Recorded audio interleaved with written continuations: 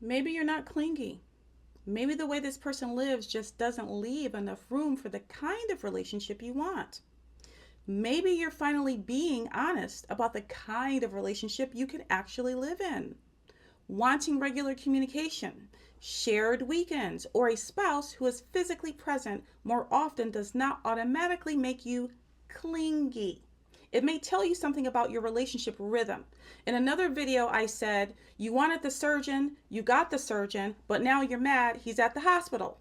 That still stands. Do not choose a demanding lifestyle in a person and then punish somebody for living it.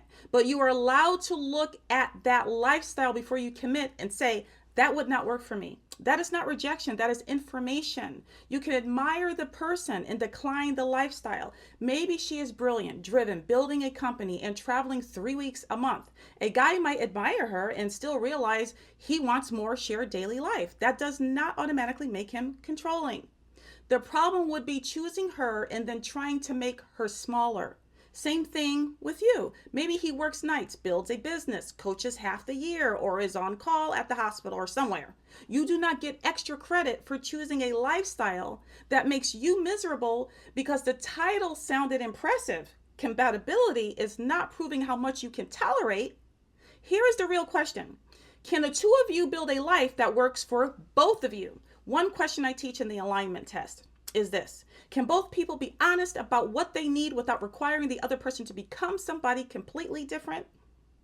Marriage requires flexibility. Sometimes your plans bend, sometimes theirs do, but love should not become a permanent negotiation where one person keeps swallowing what matters just to keep the relationship. Philippians 2:4 tells believers not to look only to their own interests, but also to the interests of others.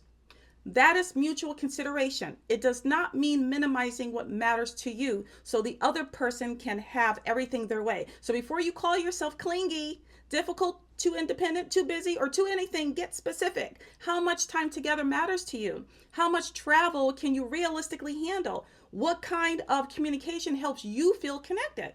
What kind of independence do you enjoy? And the next time you think, I love how ambitious they are, ask one more question. What does being with this person require on an ordinary Tuesday? Self-awareness sounds a lot like, I know that life would not work for me. That sentence can save two good people from building one unhappy relationship. You do not have to audition for a lifestyle you already know you do not want. Relationship rhythm allows you to thrive without asking the other person to abandon who they are. Tell me, what does that look like for you? Gotta go. Ciao.